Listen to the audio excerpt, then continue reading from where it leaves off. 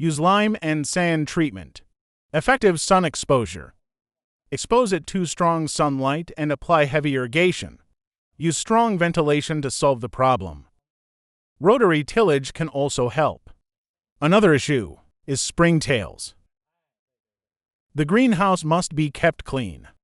The outside of the greenhouse must also be cleaned.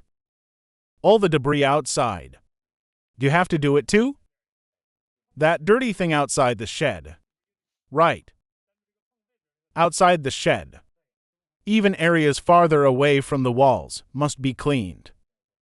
As I have said in my lectures, not only must all garbage inside the greenhouse, such as dead branches, fallen leaves, and straw, be removed completely, but also within 1 meter outside the greenhouse, all organic matter, waste, and weeds must be thoroughly cleaned.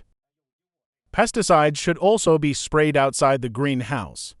Stronger pesticides can be used outside, with a slightly higher concentration. Inside the greenhouse, one of the most commonly used agents now is beta-cypermethrin.